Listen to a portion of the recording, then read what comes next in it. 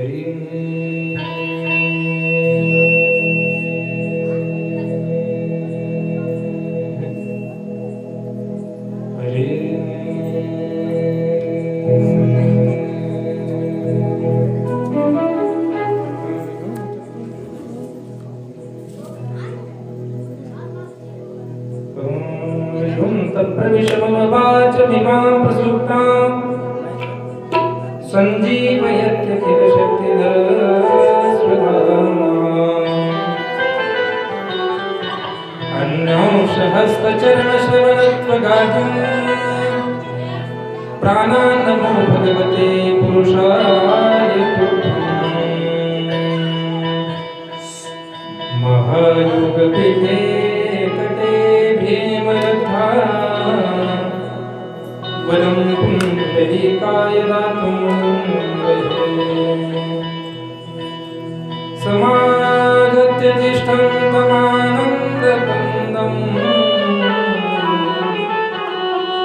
परब्रह्मलिङ्गं भजे पाण्डुरङ्गम्। वक्रतुण्ड महाकाय सूर्यकोटि समप्रभ निर्विघ्नं कुरु मे देव सर्वकार्येषु सर्वदा। या कुन्देन तुषारहारधवला या शुभ्रवस्त्रावृता या वीणावरदण्डमण्डितकला या श्वेतपद्मासना या ब्रह्माच्युतशङ्करप्रभृतिभिः देवे सदा वन्दिता सा मां पातु सरस्वती भगवती विशेषजाड्यापहा। सर्वमङ्गलमाङ्गल्ये शिवे सर्वार्थसाधिके शरण्ये त्र्यम्बके गौरी नारायणी नमोस्तुते। गुरुर्ब्रह्मा गुरुर्विष्णु गुरुर्देवो महेश्वरः गुरुर्साक्षात् परब्रह्म तस्मै श्री गुरुवे नमः। काभिरामं रणरङ्गधीरं राजीवनेत्रं रघुवंशनाथं कारुण्यरूपं करुणाकरं श्रीरामचन्द्रं शरणं प्रपद्ये। अयोध्यं वात्सल्यवेगं जितेन्द्रियं बुद्धिमतां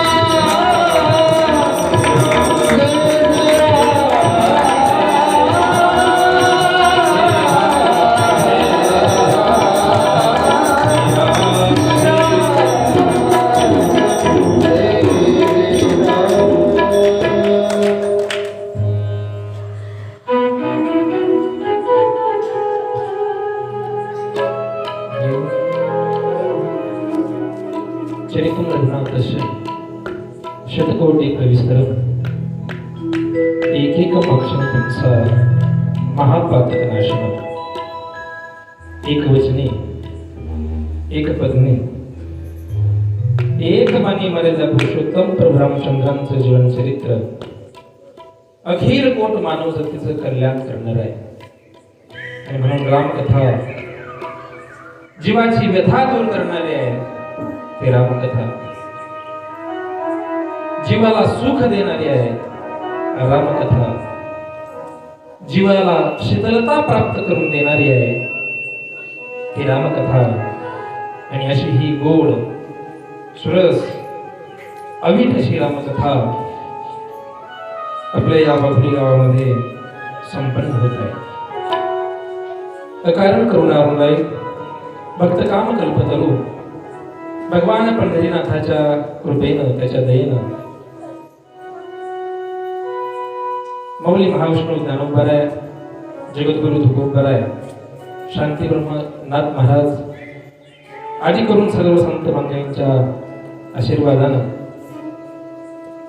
पंढरीचे निष्ठावान वारकरी वैकुंठवासी सद्गुरु यादवबाबा महाराज यांच्या पुण्यतिथी सोहळ्याच्या निमित्तानं सालाबादप्रमाणे होणारा आपला हा अखंड हरिनाम सप्ताह आणि या सप्ताहातील ही दुसऱ्या दिवसाची असणारी ही सेवा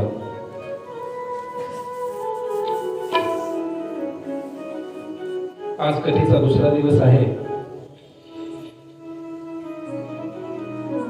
काल आपण जी कथा श्रवण केली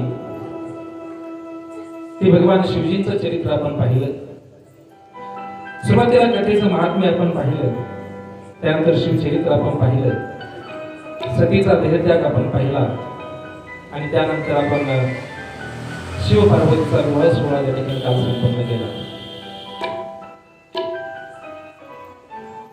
काल जो आपण संवाद पाहिला तो यज्ञवल्क्य महाराज आणि भारद्वाज महामुनींचा जो प्रयागराज क्षेत्रावरती सुरू आहे त्या संवादाचं विवेचन आपण काल केलं आहे ना लक्षात.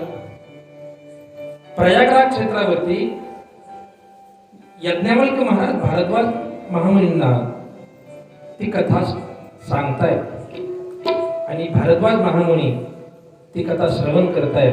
ती कथा काल आपण ऐकली. असणारे भगवान शिवजींनी सतीचा त्याग केला.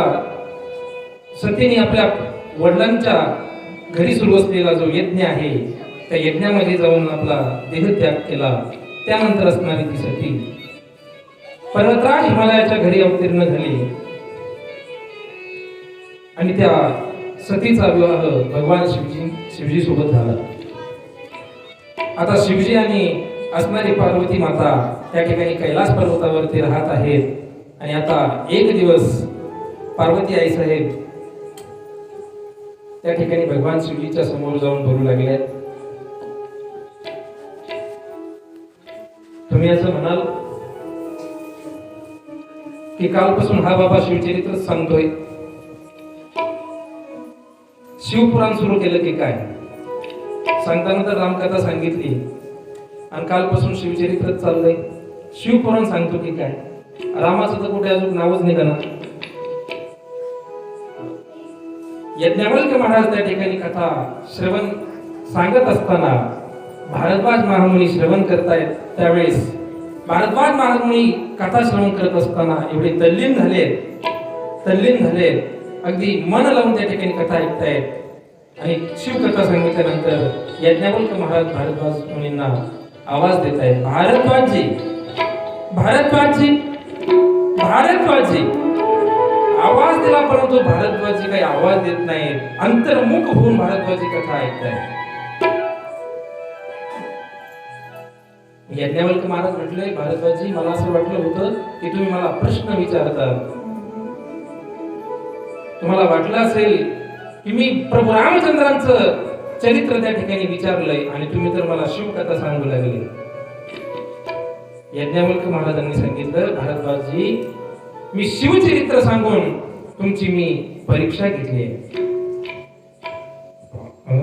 प्रथम हिमय कही शिवचरित बुझा मर्म तुम्हारा.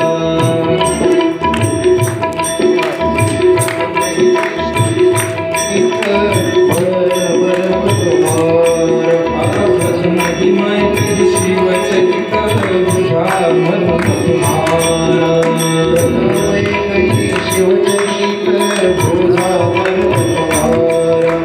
शुचि सेवक तुम राम के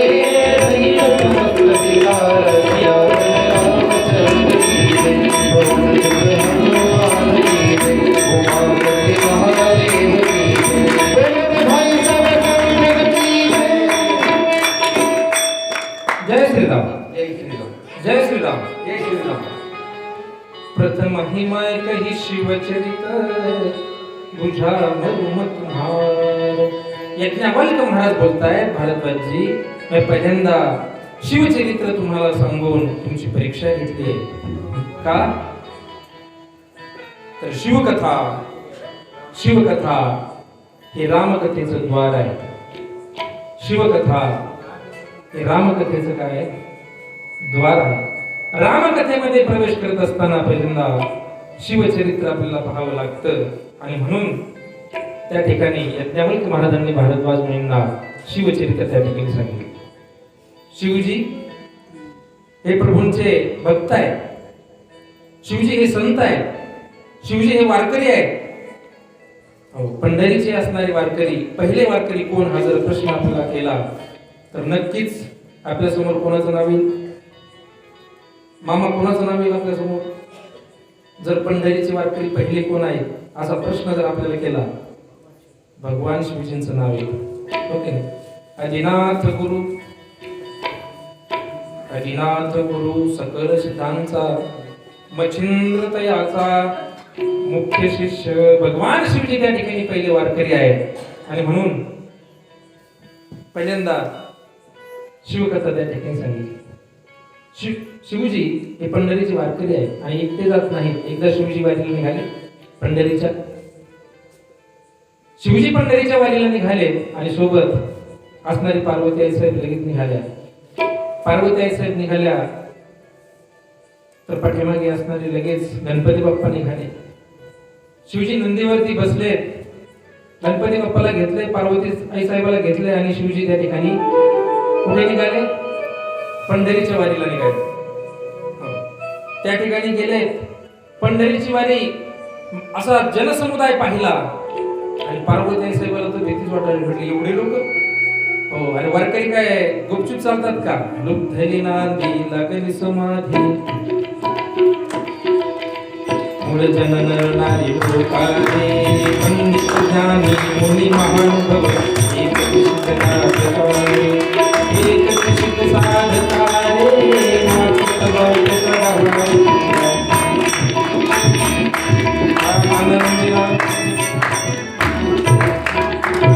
या आनंदामध्ये पंढरीचे वारकरी नाचत चालले महाराज आणि यांचं असणार हे कुटुंब। पार्वती आई साहेब म्हटल्या, आता आपली पुढे जायची ताकद नाही।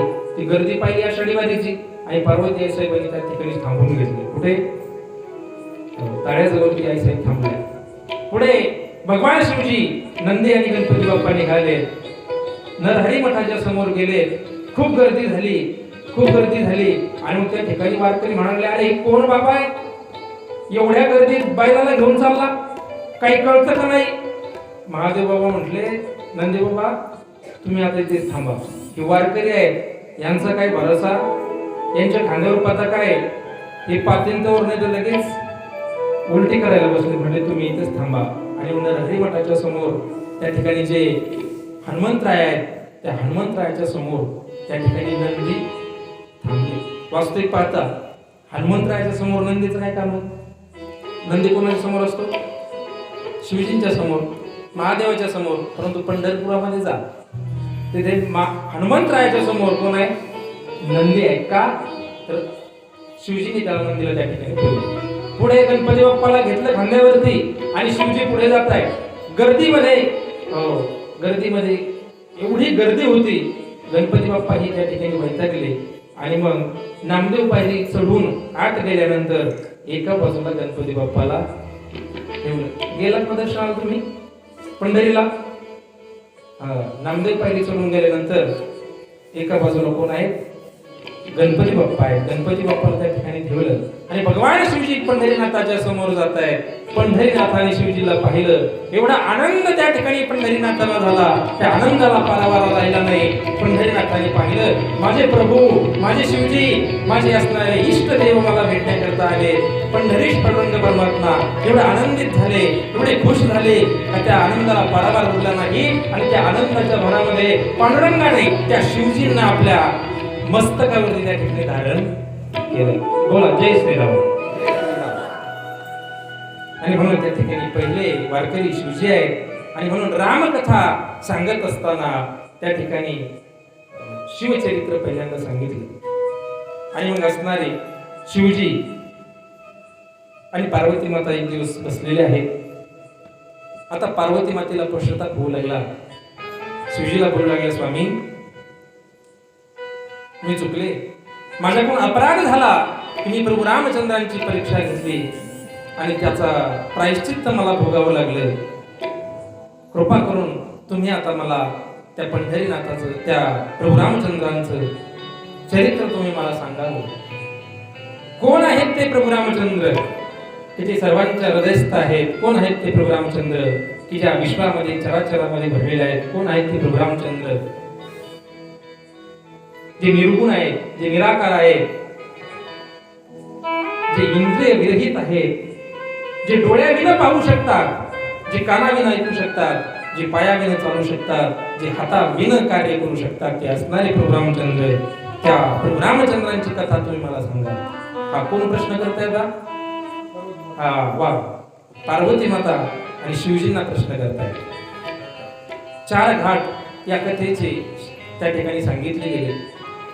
पहिला घाट जो आपण काल पाहिला, भारद्वाज महामुनी आणि यज्ञवल्क महाराजांचा जो प्रयाग क्षेत्रावरती तो संवाद सुरू आहे. दुसरा संवाद आता सांगितला भगवान शिवजी आणि पार्वती माता.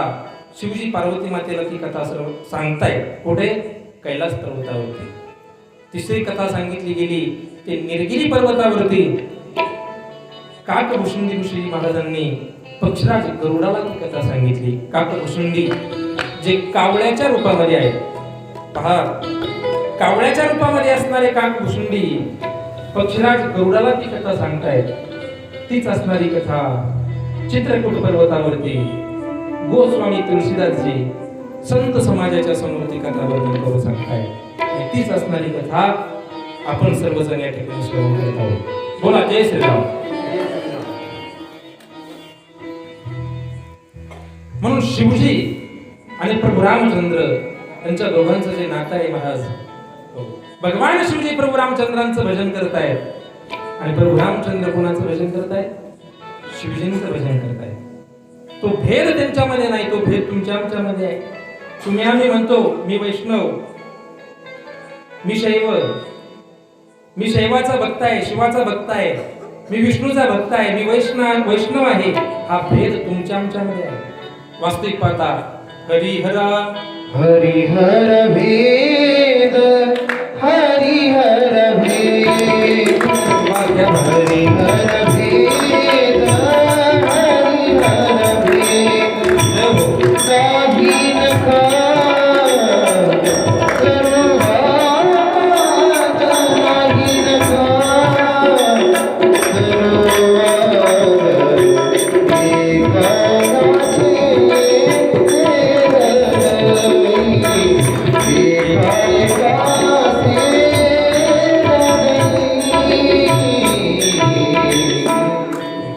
काही नका भेद नाही नका करू वाद, एक एकाचे हृदय. तो भेद आपल्याकडे आहे.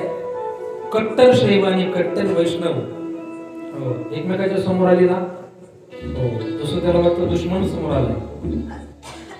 आणि झालं काय, एकदा कट्टर शैवाची आणि कट्टर वैष्णवाची सोयरीक जमली. पहा बरं, कट्टर वैष्णवाची आणि कट्टर शैवाची सोयरीक जमली. वैष्णवाचा जो गंध आहे तो उभा आहे आणि शैवाचा जो गंध आहे तो कसा आहे? कसा आहे? आडवा आहे. आणि त्यांची जमली सोयरीक. कट्टर शैवाची मुलगी आहे आणि कट्टर वैष्णवाचा मुलगा आहे. आणि लग्न झालं, मुलगी सासरी आली आणि काही दिवस गेल्यानंतर मुलगी आता घर सावरून घेऊ लागली. पहा, महिला सावरून घेताना कसं घेतात, कसं घेतात, कसं घेतात, आडवं घेतात. सारून घेताना आडवं घेतात. ती असणारी शैवाची मुलगी आडवं सारून घेऊ लागली, परंतु सासरा कसा होता, वैष्णव होता. सुनबाई दचकली, सुनबाई कडक सासरा. हे इथे अजिबात चालायचं नाही. आम्ही वैष्णव आहोत, आमच्या घरी उभं सारून घ्यावं लागेल. आता सुनबाई म्हटल्या, उभं कसं सारून घ्यायचं? पण बिचारीनं काहीतरी त्या ठिकाणी धुकून नेलं आणि कसं तरी उभं सारून घेतलं. झालं काय, दुसऱ्या दिवशी असणारा सासरा सकाळी उठला, बाहेर दिशेला जाऊन आला आणि त्यानं हातात ब्रश घेतला. कशाला, कशाला? दात घासायला. दात घासायला ब्रश घेतला आणि तो असणारा सासरा आता काय करू लागला, ब्रश करू लागला, दात घासू लागला. सुनबाई म्हटली, मामाजी अजिबात जमायचं, तुम्ही वैष्णव आहात ना, उभे दात घासा. महाराज, हा हरिहरा भेद नाही नका करू वाद, एक एकाचे हृदय गोडी साखरेच्या ठाई. साखरेला सोडून जशी गोडी राहत नाही, तसे भगवान शिवजी प्रभू रामचंद्रांना सोडून राहत नाहीत आणि प्रभू रामचंद्र शिवजींना सोडून राहत नाहीत. आणि म्हणून पार्वती आई साहेब त्या ठिकाणी शिवजींना म्हणतायत की, हे प्रभू, तुम्ही मला ती भगवान प्रभू रामचंद्रांची कथा मला सांगा. आणि मग शिवजी म्हणतायत की, हे पार्वती, आज तू खऱ्या अर्थानं या जगताचं कल्याण करणारा प्रश्न मला विचारला. तुझे धन्य गिरिराज कुमारी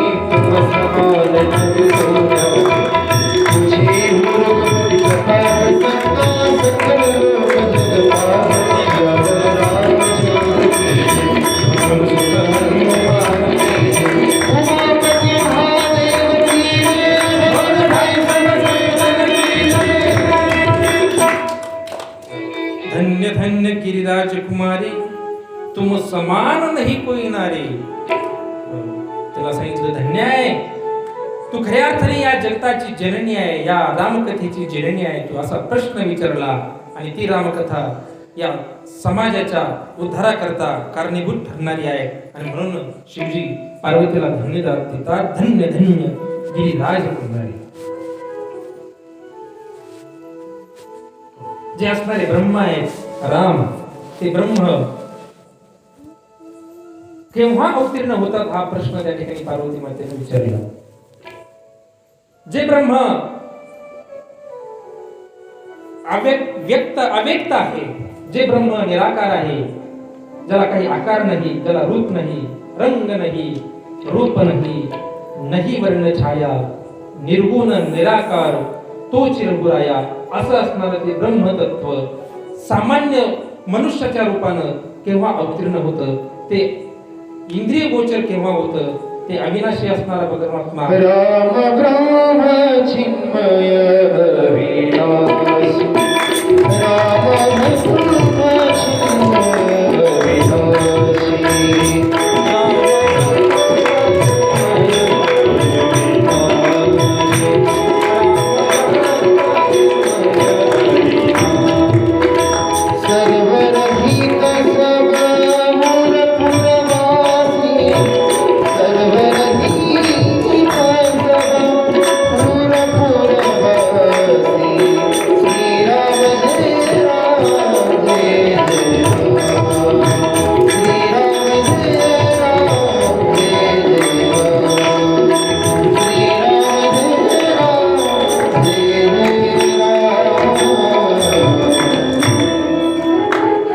अविनाशी असणारा ते ब्रह्म केव्हा त्या ठिकाणी अवतीर्ण होतो, अवतार कधी घेतात, अवतार कधी घेतात, हा प्रश्न त्या ठिकाणी पार्वती आई साहेबांना विचारला.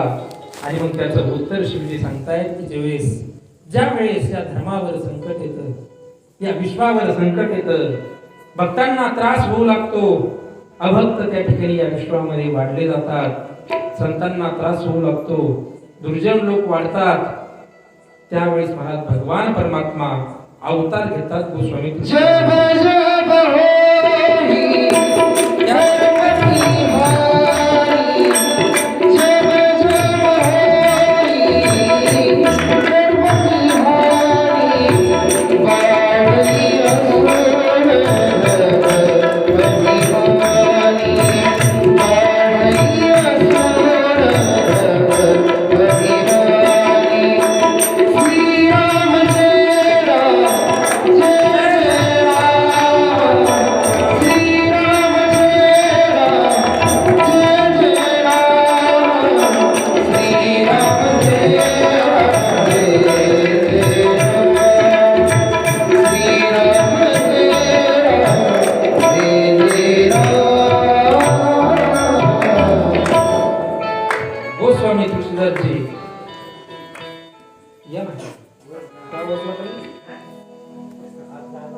वेळेस धर्मावरती संकट येते, जब जब होई, जब जब होई धर्म की हानि, बाढ़ी असुर अधम अभिमानी, तब तब प्रभु धरी विविध शरीरा, हरही कृपानिधी सज्जन पीडा.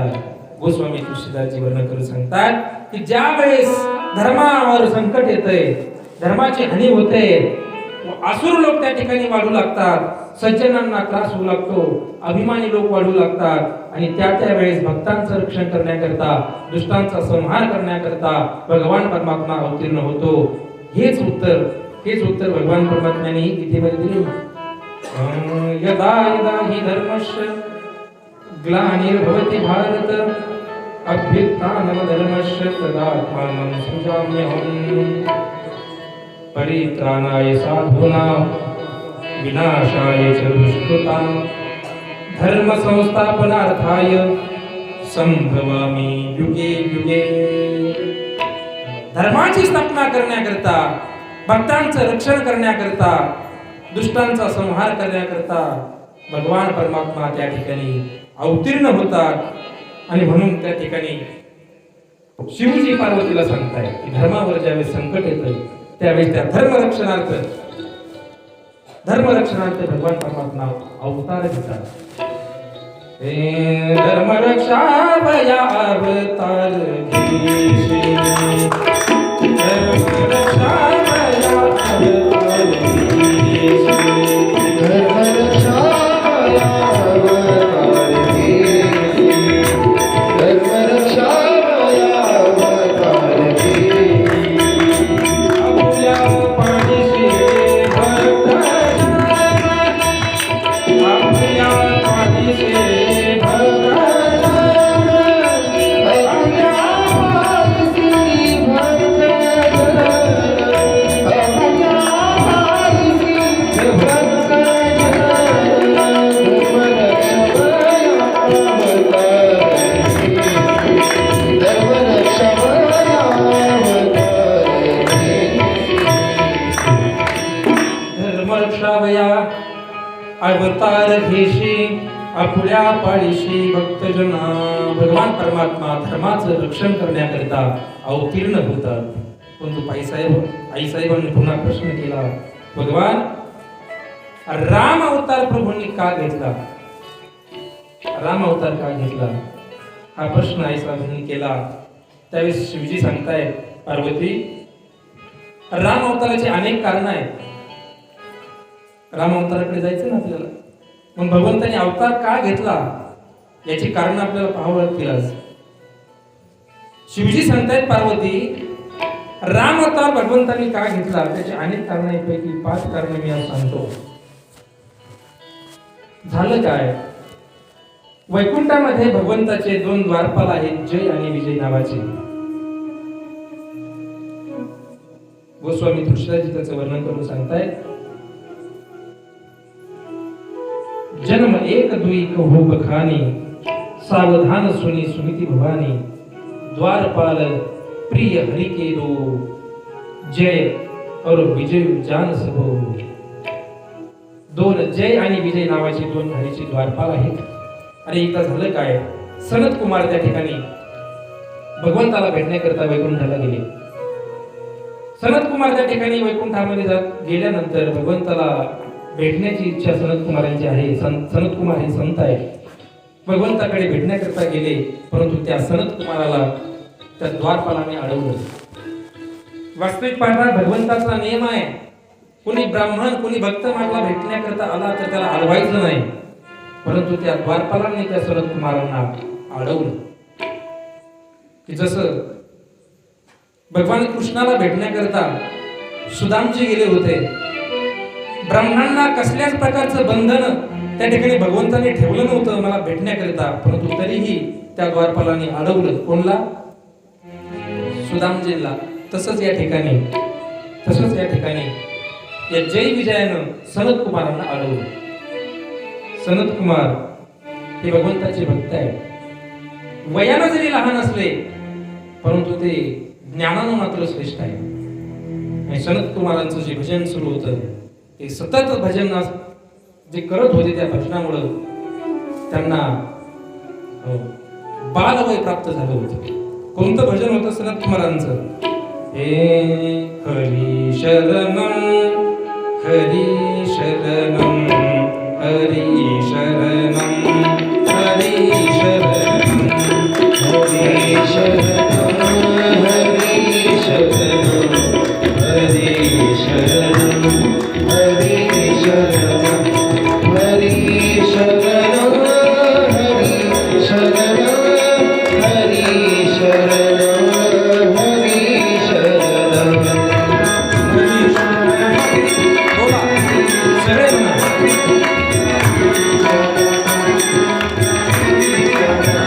आता भले सगळे म्हणा.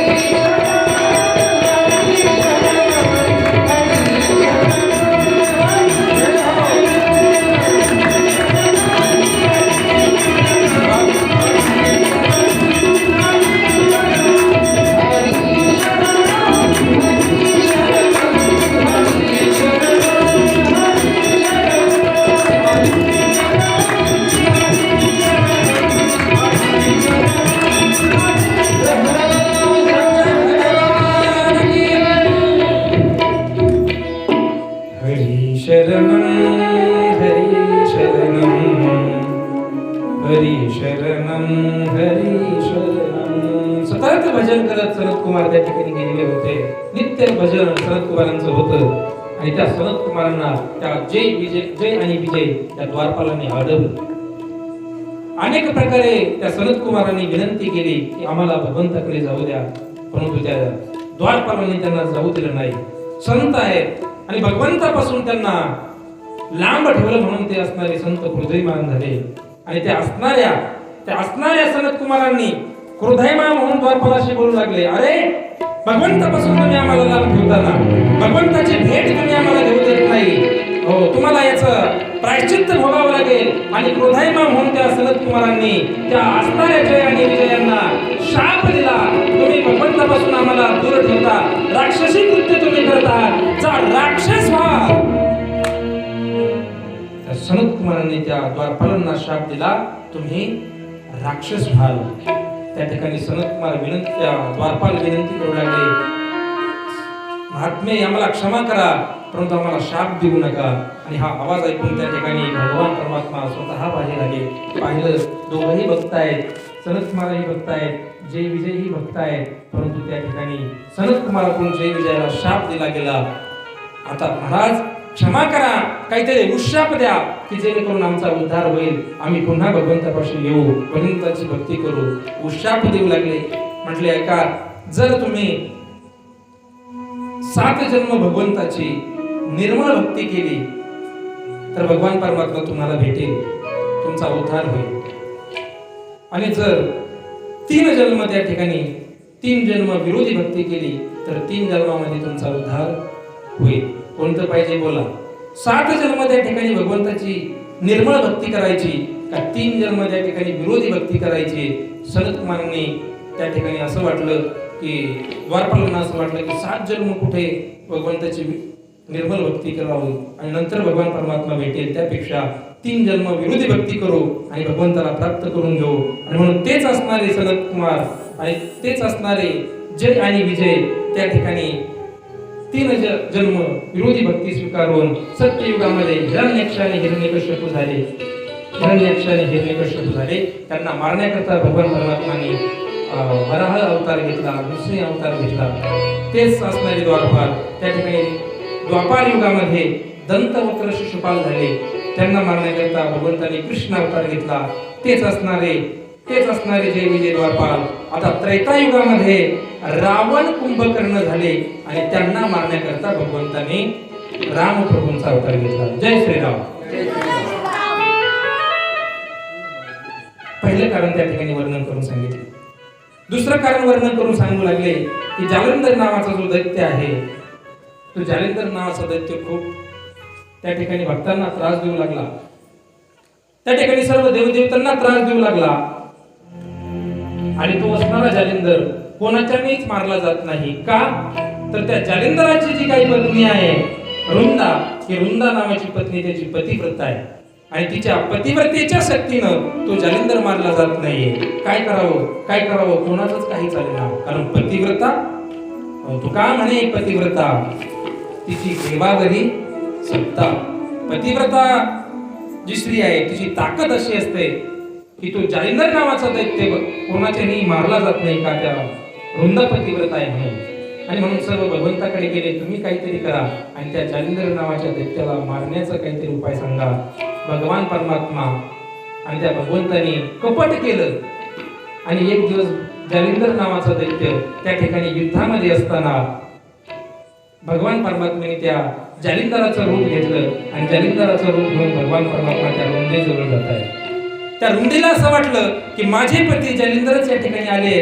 भगवंताने कपट केलं, रुंदेच्या लक्षात आलं नाही आणि ती असणारी रुंदा त्या रुंदेनं त्या ठिकाणी त्या घरी आलेल्या जालिंदराची सेवा करू लागली आणि त्याचा परिणाम असा झाला की त्या रुंदेचं पातिव्रत्य भंग झालं. भगवंताने पातिव्रत्य भंग केलं आणि पातिव्रत्य भंग झाल्यानंतर त्या ठिकाणी तो असणारा जालिंदर नावाचा दैत्य युद्धामध्ये मारला गेला आणि सेवक पळत आला, धावत आलाय आणि सांगू लागलाय, राणी साहेब राणी साहेब राणी साहेब आघात झाला. काय झालं? महाराज मारले गेले. रुंदीला तर आश्चर्यच वाटलं, महाराज मारले गेले आणि आत कोण आहे तर पाहतात तर साक्षात भगवान परमात्मा. आणि मग ती असणारी रुंदा आता भगवंतावर क्रोधायमान झाली आहे. असणारी रुंदा भगवंताकडे गेली आणि भगवंताला सांगू लागले, हे प्रभू मी तुमचे भक्त आहे, मी तुमची सेवा करणारी आहे, तुम्ही माझा घात का केला? हे प्रभू तुम्ही माझ्या पतीला का मारलं? हे प्रभू तुम्ही माझ्या पातिव्रत्याचं भंग का केलं? का असं कपट तुम्ही माझ्याशी केलं? आणि रुंदा त्या ठिकाणी क्रोधायमान झाली, रडू लागली आहे, प्रभूंच्या चरणी नतमस्तक झाली आहे. क्रोधायमान होऊन ती रुंदा आता प्रभूवर बोलू लागली की हे प्रभू तुम्ही जसं माझ्या पतीचा आणि माझा वियोग घडवला, तुम्ही जसं पतीचा आणि माझा वियोग घडवला, माझ्या पतीच्या आणि माझ्या वियोगाला जसं तुम्ही कारणीभूत आहात, तसंच माझाही पती तुमच्या आणि तुमच्या पत्नीच्या वियोगाला कारणीभूत ठरेल. माझा असणारा पती जालिंदर पुढच्या जन्मामध्ये रावण होईल आणि तो तुमच्या सीतेला त्या ठिकाणी घेऊन जाईल आणि तुमचा आणि सीतेचा वियोग घडेल. हे कारण त्या ठिकाणी सांगितलं. म्हणून तो असणारा जालिंदर नावाचा दैत्य रावण झाला आणि त्या रावणानं भगवान आणि आईसाहेबाचा वियोग घडून आणला. हे दुसरं कारण प्रभू रामचंद्रांच्या जन्माचं त्यांनी सांगितलं. बोला जय श्रीराम. तिसरं कारण वर्णन करून सांगतात पोरं एवढं काम भारी करतात. मोठ्या माणसाचा तर आवाज निघत नाही, आज त्यांचा आवाज चांगला आहे. बोला प्रभू जय श्रीराम. और जोर से जय श्रीराम. क्या बात है. तिसरं कारण वर्णन करून सांगितलं की शिवजी सांगताय पार्वती नारदांचा मिळालेला शाप आणि त्या नारदाच्या शापामुळे भगवंताला रामावतार घ्यावा लागला. त्या ठिकाणी पार्वतीनं हा शब्द ऐकला, नारदाकडून मिळालेला शाप हा शब्द ऐकल्यानंतर पार्वतीला हे आश्चर्य वाटलं. नारदाने शाप दिला भगवंताला, नारद तर भक्त आहेत, नारद तर संत आहेत, नारद तर सदा भगवंताची भक्ती करतायत, सतत नामचिंतन करतायत.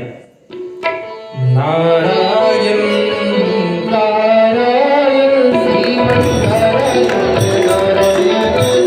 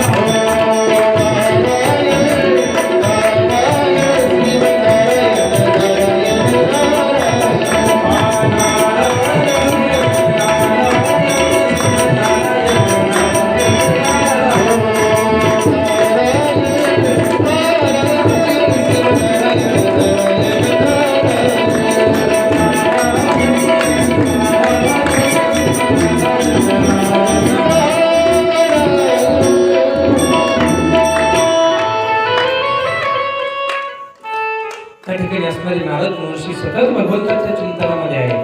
आणि असे असणारे नारद महर्षी भगवंताला शाप देतात हा शब्द ऐकला आणि पार्वती असे चकितच झाले. प्रभू, नारद तर भक्त आहेत, नारद तर संत आहेत, आणि नारदाने भगवंताला का शाप दिला? तर त्या ठिकाणी कथावर्णन करून सांगितले, म्हटले झालं काय, नारद एकदा हिमालयामध्ये तपश्चर्या करण्याकरिता गेले. तपश्चर्या, संत महात्मे तपश्चर्या करतात आणि तपश्चर्याशिवाय भगवंताची प्राप्ती नाही.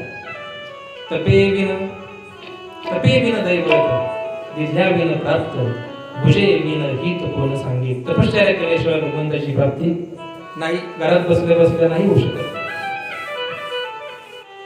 तप करावं लागतं. म्हणून नारद महर्षी त्या ठिकाणी तपश्चर्या हिमालयात गेले. झालं काय, इंद्राला धाक पडला की नारदाने जर तपश्चर्या केली तर माझं इंद्रपद जातं की काय. म्हणून इंद्रानं त्या ठिकाणी कामदेवाला पाठवून नारदाची तपश्चर्या भंग करण्याचा प्रयत्न केला. कामदेव त्या ठिकाणी गेला आणि कामदेवाने नारदाची तपश्चर्या भंग करण्याचा प्रयत्न केला, परंतु कामदेवाच्या आणि नारदाची तपश्चर्या भंग झाली नाही. शेवटी कामदेव त्या ठिकाणी भगवंता नारदाला शरण आलाय, नारदाला शरण आला आणि कामदेव शरण आल्यानंतर बोलू लागला, महाराज तुम्ही खूप महान आहात, तुमची तपश्चर्या भंग करण्याचा मी प्रयत्न केला, परंतु तुम्ही खूप तपस्वी आहात, तुमची तपश्चर्या भंग झाली नाही. आणि त्या ठिकाणी कामदेवानं नारदाचा सत्कार केला, नारदाच्या गळ्यात हार घातला. आणि ज्यावेळेस माणूस हार घालून घेतो ना, त्यावेळेस माणसाची काय होत असते, हार होत असते. हो, परमार्थामध्ये जेव्हा हार घालून घेतो त्या ठिकाणी नारद महर्षी वाकले आणि वाकल्या नारद महर्षीची हार झाली. कशी, आता नारदाला अभिमान झाला, या पठ्याने कामदेवाला जिंकलं. आता नारद महर्षीने छाती फुगली आणि नारद महर्षी आता भगवान शिवजीकडे गेले आणि शिवजीला म्हणू लागले, शिवजी नमस्कार, प्रणाम केला. शिवजीने सांगितलं, नारद महर्षी कुठे होते तुम्ही एवढ्या दिवस, दिसले नाही. अहो म्हणे तपश्चर्या करायला गेलतो. कुठे? हिमालयात. अरे वा, खूप चांगली गोष्ट आहे. आणि मग पठ्ठ्यानं का मला जिंकलं म्हणे. शिवजीच्या समोर काय सांगू लागली नारद महर्षी? अभिमान झाला. तीळ मात्र जरी होय अभिमान, मेरू तो समान भार देवा. अभिमान जर झाला तर भगवंताला तो सहन होत नाही. तीळ मात्र जरी होय अभिमान, मेरू तो समान भार देवा. भगवंताला जर तो सहन होत नाही. नारद महर्षीला अभिमान झाला. शिवजीने सांगितलं महाराज माझ्यापाशी म्हटले, पण आता भगवान विष्णूपाशी जाऊन एक म्हणू नका. पण नारद महर्षीला कुठे दम निघतो. नारायण नारायण करत करत नारद महर्षी थेट विष्णूपाशी गेले. विष्णूने तेच प्रश्न केला, कुठे होते एवढे दिवस? बऱ्याच दिवसापासून भेट नाही. म्हणे कानी तपश्चर्या करायला गेलतो आणि कामदेवाला जिंकून आलो. भगवान विष्णू म्हटले, अरे बापरे, नारदांना तो खूप मोठा अभिमान झाला. आणि नारदांचा अभिमान घालवण्याकरता त्या ठिकाणी भगवंतानं काही मायाजाळ रचलं. वाटेमध्ये एक नगर बनवलंय. सुंदर असं नगर आहे. त्या सुंदर अशा नगराचा एक सुंदर आणि कर्तबगार असा राजा बनवला. त्या राजाची असणारी एक सुंदर कन्या त्या राजाला दिली आहे. आणि तो राजा आपल्या कन्येचा विवाह करण्याकरिता त्या ठिकाणी फोन लावतोय. विवाह करण्याकरिता त्या ठिकाणी सर्व राजांना बोलवतोय. वरमाला घालण्याकरिता त्या ठिकाणी सर्व राजांना बोलवलंय. आणि ते असणार दृश्य नारदांना दिसलं. नारदांनी पाहिलं, अरे कशाची गडबड आहे? म्हणजे या ठिकाणी लग्नाची गडबड आहे. लग्नाची? कोणाच्या? म्हणे भगवंताने त्या राजाने आपल्या कन्येचा विवाह त्या ठिकाणी ठरवलाय. अनेक राजांना आमंत्रण दिलंय. चला म्हणे तुम्ही पण. नारद त्या ठिकाणी गेले. पाहतात ती असणारी कन्या नारदानं पाहिली. आणि नारदाचं काय झालं महाराज? नारदाला सुद्धा इच्छा झाली का आपण सुद्धा आता काय केलं पाहिजे? लग्न केलं पाहिजे. संतांना सुद्धा त्या ठिकाणी पहा अभिमान घालवण्याकरता भगवंतांनी काय योग रचना केली आहे. त्या ठिकाणी नारदाला वाटलं की आपलं आता काय केलं पाहिजे? लग्न केलं पाहिजे. म्हणून नारद भगवंताकडे गेले आणि भगवंताला सांगू लागले की महाराज तुम्हाला एवढे माहित काय, मला एखादी नको का? म्हणे काय करता? म्हणे लग्न करायचं आहे. आणि मग म्हणे मला तुम्ही सुंदर रूप द्या. म्हणे काय द्या? रूप द्या. तुम्ही जर मला सुंदर रूप दिलं तर मी त्या राजांच्या लाईन मध्ये जाऊन बसेल आणि ती असणारी सुंदर कन्या मला काय करेल? वरेल, मला हार घालेल, माझ्याशी विवाह करेल. भगवंताने रूप दिलं आणि रूप सुंदर दिलं. या आनंदामध्ये त्या ठिकाणी नारदजी निघाले. आता भगवंताने मला खूप सुंदर रूप दिलं, खूप सुंदर रूप दिलं. या आवेशाने नारदजी निघाले आणि त्या सभेमध्ये येऊन बसले. परंतु झालं काय? भगवंताने त्या ठिकाणी नारदाला जे रूप दिलं होतं ते रूप वाढण्याचं होतं, माकडाचं होतं.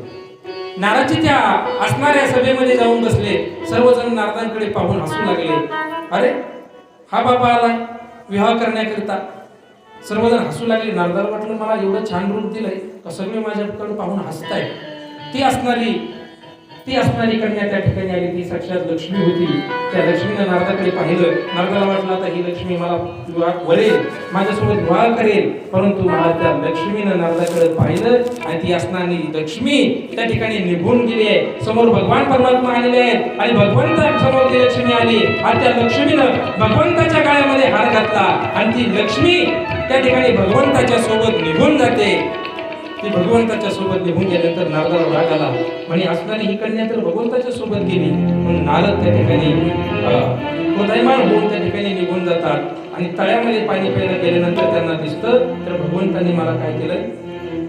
वानराचं रूप दिलंय. आता नारद क्रोधायमान झाले आणि नारद क्रोधायमान होऊन भगवंताच्या समोर गेले आणि भगवंताला बोलू लागले, प्रभू मी तुमचा भक्त आहे. मी एवढ्या दिवस तुम्हाला काही मागितलं नाही. आताच तुमच्या समोर येऊन एक इच्छा प्रकट केली होती, परंतु तुम्ही तीही मला दिली नाही.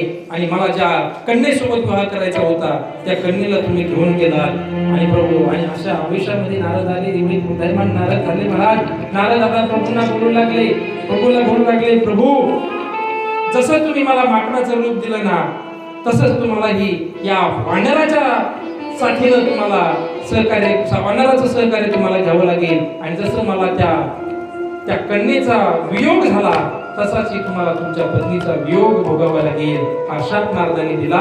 म्हणून नारदाच्या शापामुळे भगवान परमात्म्याला राम प्रभूंचा अवतार घ्यावा लागला. बोला जय श्रीराम. थोडं प्रभू रामचंद्रांचं भजन करू दोन मिनिटं. राज राम राम राम सीता राम राम